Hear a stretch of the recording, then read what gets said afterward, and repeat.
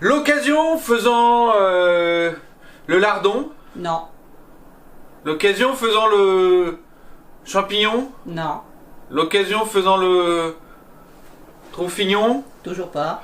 Comment ça me gonfler cette phrase? Alors, tu vois, j'essaie de mettre un peu de poésie, un peu de style, un peu de culture dans nos intros, et voilà, c'est bon, allez, je me casse, jingle.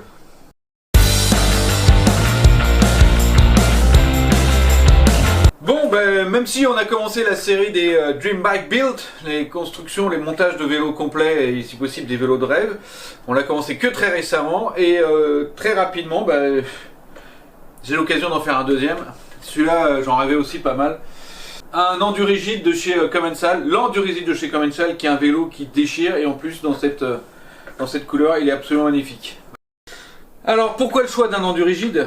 Et l'Endurigid, c'est le vélo le plus fun absolu. C'est vraiment on n'est pas dans le vélo qui va le plus vite, on n'est pas dans le vélo qui jump le plus haut, mais vraiment c'est les vélos. Alors déjà, en termes de budget, si vous êtes un peu short, plutôt que d'acheter un mauvais tout suspendu ou un tout suspendu qui ne correspondra pas aux pratiques, prenez un Endurigid 150, 160 de débattement devant, un cadre bien taillé, des beaux angles, et c'est des vélos, des pneus. Là c'est là-dessus, on fout des pneus des 27,5 plus, des pneus hyper larges, et c'est des vélos hyper fun. On a une motricité dingue en montée, ça monte vraiment bien, ça grimpe aux arbres dès qu'on fout les bons crampons dessus. Et en descente, enfin, on peut bunny hopper dans tous les sens, le vélo décolle mieux, on prend des virages, des vélos hyper fun. Donc quand on veut retrouver le plaisir du jeu, enfin le truc quand on est gamin, tu sais, on roule, on voit un petit truc, on saute, voilà, c'est vraiment ça, à ça que sert un Endurigid. C'est la fonction d'un Endurigid, c'est des machines à plaisir. Bon, bah tu vois, tout ça c'est un vélo entier en fait, et tout ça faut que ça aille là-dessus. Allez, magnifique Excel de chez KCNC, ultra léger et super beau.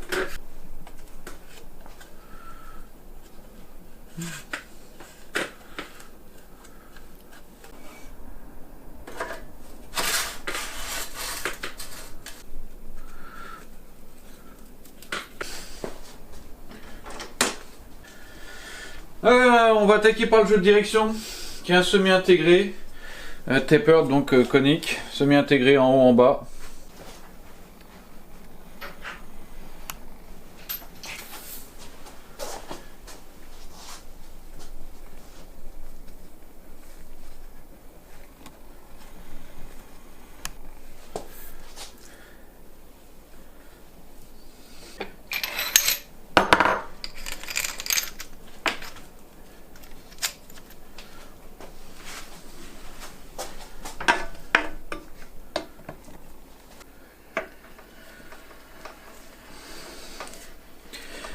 Hop.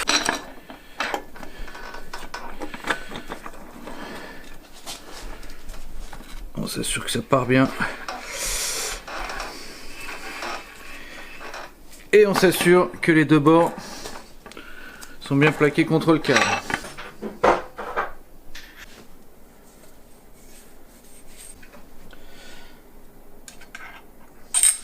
La base, donc pour repérer, on a une partie plate, une partie biseautée, c'est la partie biseautée qui est en haut.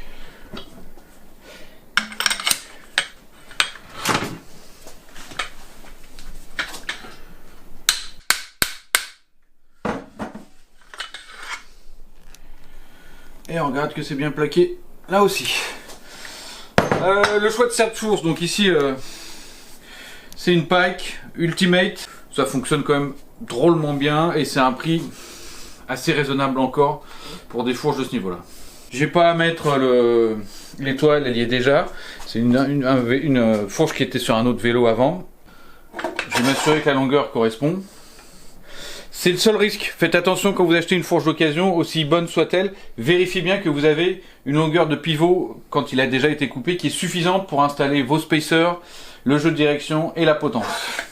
Donc ici la potence c'est une race face. De toute façon l'ensemble des équipements ça va être du race face. C'est la turbine. D'abord elle est magnifique. C'est pour un cintre de 35 de diamètre et elle est en... C'est la plus courte, c'est la 32.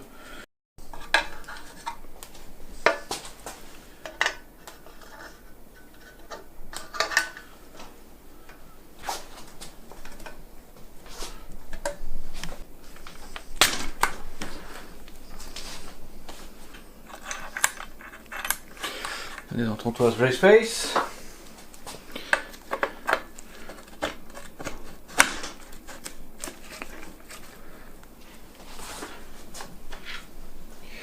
Et l'entretoise du haut. Et on met le jeu de direction en tension.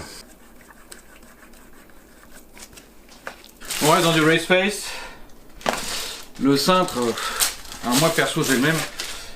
C'est peut-être un des plus beaux de chez Raceface. Hein. Le Nexter en carbone, 35 de diamètre, 800 de largeur. Et on va le couper à 780 tout de suite.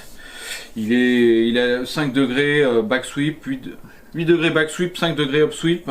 C'est vraiment un super produit qui fait partie des tout meilleurs du marché. Je n'ai pas dit le meilleur, hein, il y en a d'autres qui sont bien aussi. Mais celui-là il fait partie des tout meilleurs.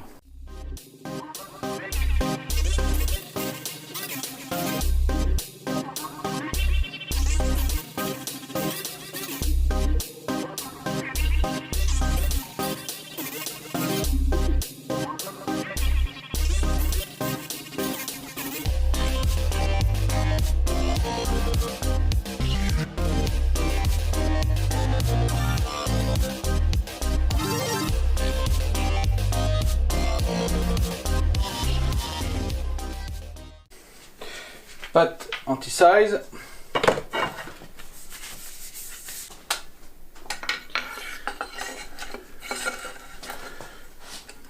Voilà. Ici on a les points de repère à gauche et à droite pour la centrer.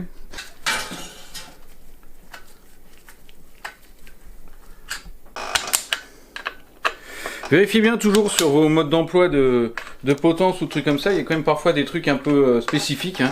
Ici quand même, on aurait tendance naturellement à vouloir mettre le même espace en haut et en bas. C'est pas du tout ce qui est écrit sur la mode d'emploi. Alors le choix des roues. Ici c'est un montage à la carte que j'ai fait moi-même, à base de jantes Raceface en 30 intérieur et des moyeux Volt. Qui là aussi ont un superbe point d'engagement. Le point d'engagement, je ne l'avais pas expliqué la dernière fois, en fait, c'est l'espace entre deux clics.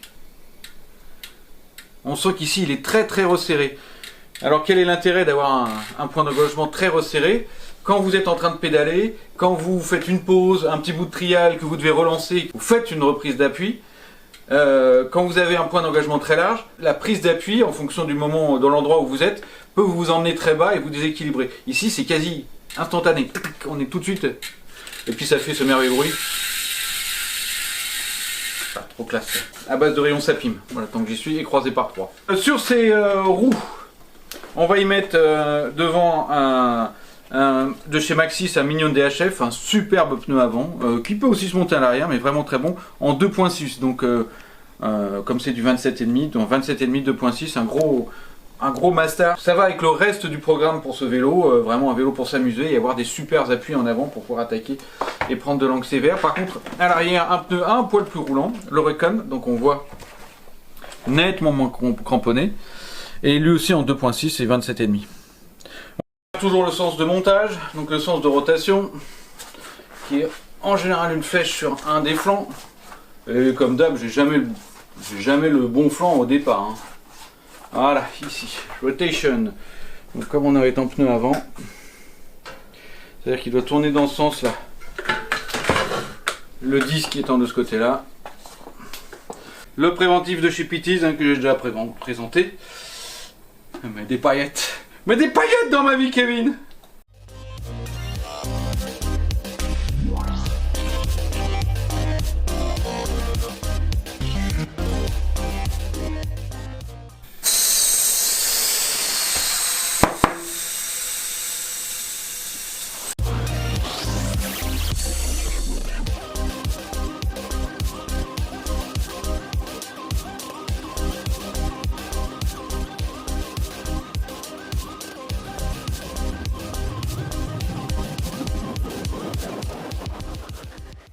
La cassette, ce sera donc une Eagle XG. Bon, ça marche bien, 1x12. J'en ai déjà parlé, c'est fiable, pas le plus léger, mais ça marche vraiment bien.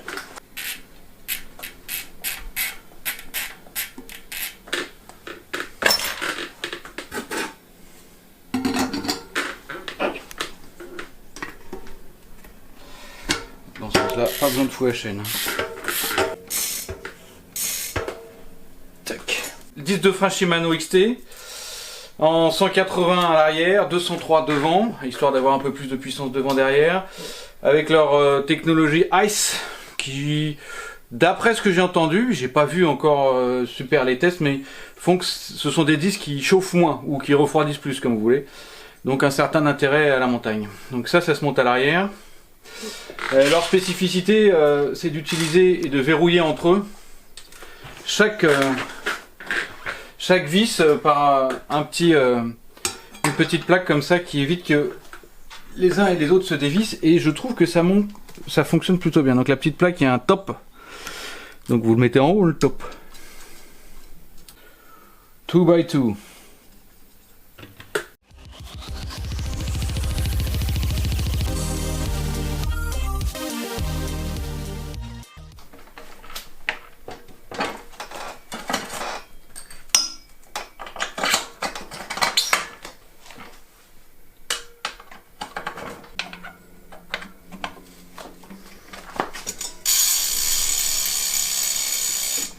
Ensuite, en général, je passe les câbles, les gaines avant de mettre le boîtier de pédalier, le pédalier, parce que parfois ça passe là-dedans, dans ce coin-là, donc pour être sûr de ne pas être coincé après à redémonter le boîtier pour pas être gêné. Enfin bon, là en l'occurrence, tout ça, ça circule ici, ça circule sur le haut, donc j'ai rien qui passe ici, ça remonte pour la tige de selle à cet endroit-là, donc je peux installer le boîtier de pédalier. Alors on a un magnifique pédalier, le Next de chez Raceface, avec un plateau de 30. Les pédales c'est des One-Up, un pédale plate, légère, solide. Pourquoi mettre un pédalier carbone? Ici quand même, je l'ai pas dit dès le départ, mais en fait, comme c'est un vélo vraiment fun à jouer, pour attaquer, pour machin truc, qu'il est amené aussi à rouler dans des régions pas trop vallonnées parfois. L'idée c'est de le garder quand même un peu nerveux, de gagner du rendement sur ce vélo. Donc des roues haut de gamme pas trop larges, assez légères. Le poste de pilotage avec du carbone, tout ça pour alléger, et participe à ça donc le pédalier en carbone qui permettra de hyper rigide et relativement léger, donc qui permettra d'en faire un vélo assez nerveux, même sur le plat, même sur les longues portions pas très vallonnées. Le boîtier qui va avec de chez Raceface, parce qu'ils ont un boîtier spécifique. On est en filetage, donc en boîtier à visser, ce qui est assez pratique. Pour savoir combien vous mettez d'entretoise de chaque côté, en général c'est livré et c'est plutôt pas mal de le mettre avec plutôt que d'aller chercher sur internet les PDF. Comme c'est un boîtier de 68, moi là ici j'ai une entretoise côté gauche, deux entretoises à droite, et comme on va installer un petit anti-dérailleur de chez One-Up qui va se fixer ici parce qu'il n'y a pas de montage ISG, donc il faut le fixer en E-Type, ça prendra la place d'une des entretoises.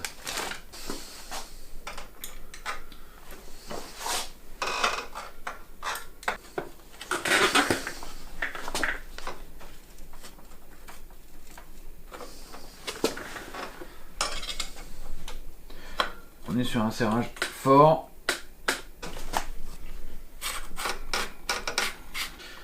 C'est pas une clé Shimano, hein, c'est une clé un peu spécifique pour BSA 30.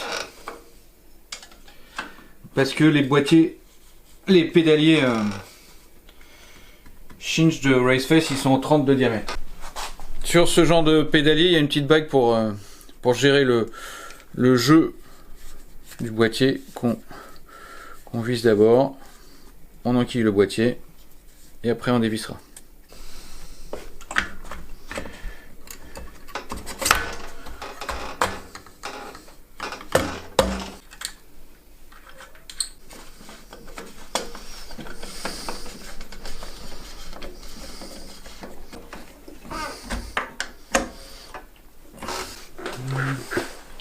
Et du coup, comme il n'est pas centré, on va devoir utiliser les cales. Oh, on sera pas mal.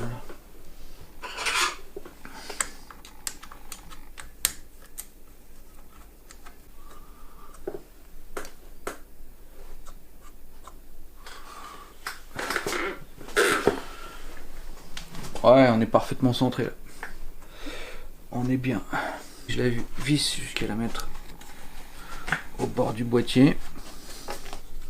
Et après on la serre. Alors c'est une petite clé de Torx pourrie, hein, ça va être du 8 ou du... C'est pas génial ça. L'idée de la bague pour gérer le jeu est pas mal, mais ce genre de petite bague en plastique nylon là c'est pas super, et de vis toute pourrie, c'est pas absolument génial ça. Comme on est sur du 1x12, ici le SRAM GX est très très bien quoi. Il a pas beaucoup de défauts, quelques-uns mais pas beaucoup, et ça fonctionne plutôt bien. Donc on installe la patte, le dérailleur sur la patte. Juste un petit piège, des fois ça peut vous arriver, il y a la petite butée d'appui qui se met sur la patte de dérailleur pour pouvoir ensuite régler la vis de tension. Il faut bien placer au-dessus quoi, pas en dessous. Ça peut arriver quand on débute ou quand on n'a pas l'habitude.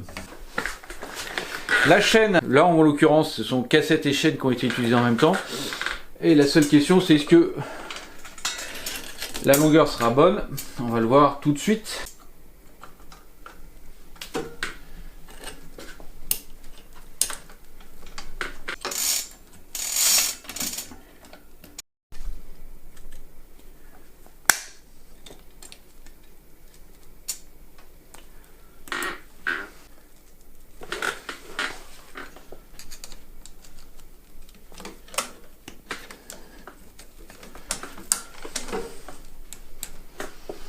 Voilà, elle est en tension. Ah bah, comme on a installé le dérailleur, il manque câble, gaine et manette. Et donc les câbles ils vont passer en interne tout là-bas, ici jusque tout là-bas.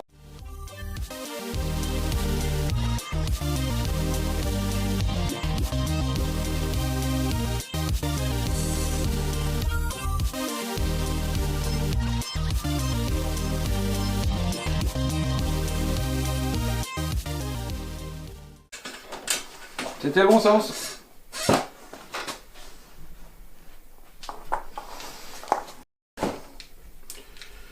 Approximativement. Une GX. Encore une fois, ça marche très bien. Je change tout de suite.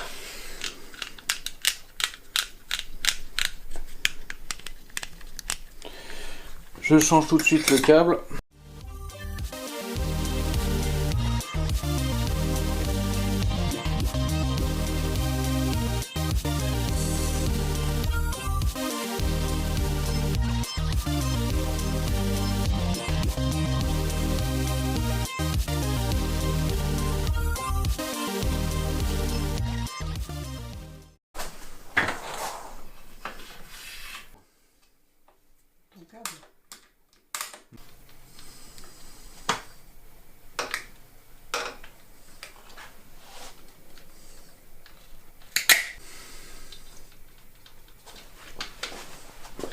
J'ouvre bien les gaines, je mets les embouts.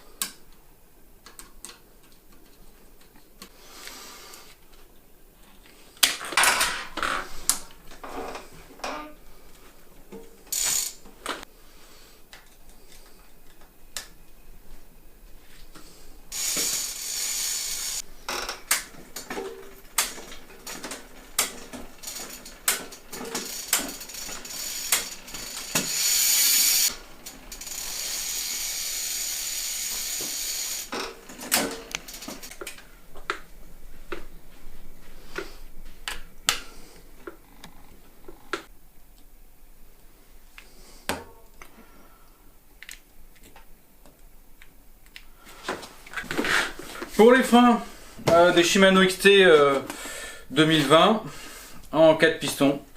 Donc, pas grand chose à dire à part que c'est nickel. Hein, ça freine fort, longtemps, sans perte de pression, quasiment jamais. Donc, d'excellents freins.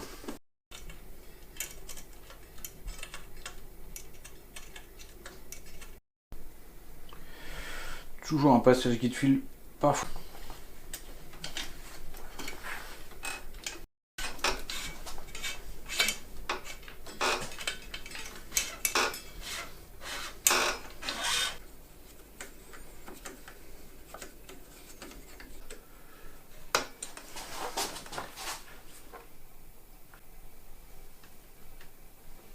Que ce soit bien propre. On est pas mal là.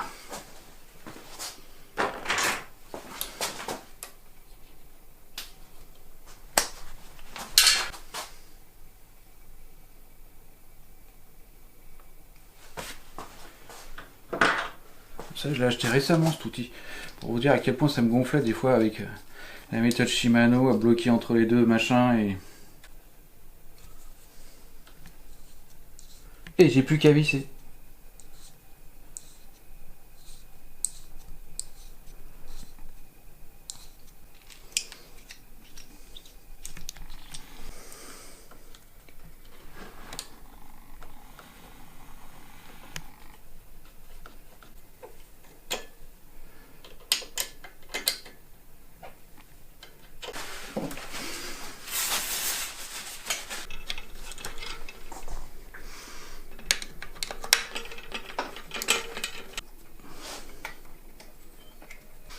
On est pas mal.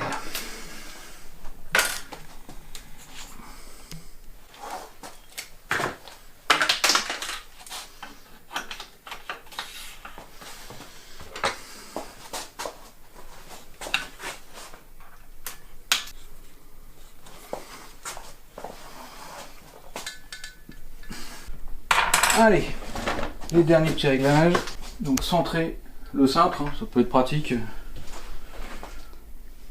Mais qui sont un peu tatillons du genre 90 degrés ça tourne mal.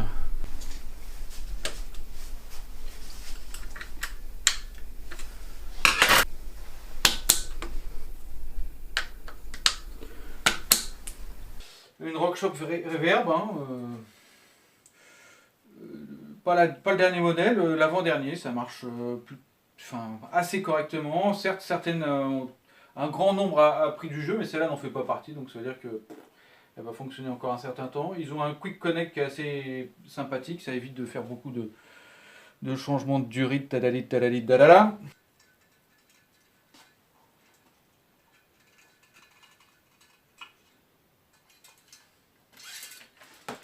Oh, ça s'est bien passé, tiens. Commande au guidon hydraulique avec un vrai bon... c'est une commande vraiment sympa à travailler pour rouler avec.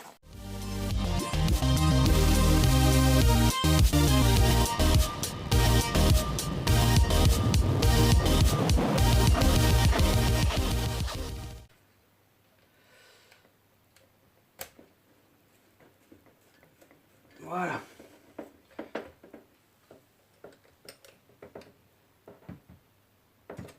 Voilà.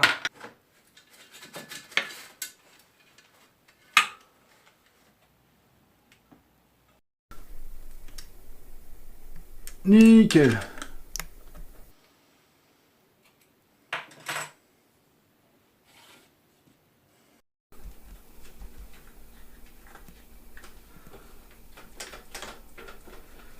Pas mal.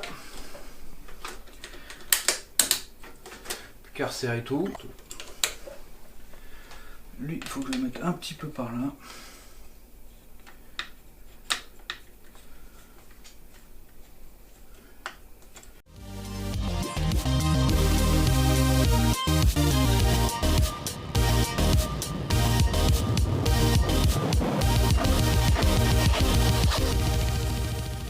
Voilà, j'espère que ce montage vous a plu. Donc l'idée c'était de monter un endurigide vraiment classe, hyper joueur, un truc pour attaquer dans les descentes, pour se faire plaisir en montée parce qu'il y a un max de motricité, et de l'hyper allégé pour en faire un vélo qui va vraiment vite.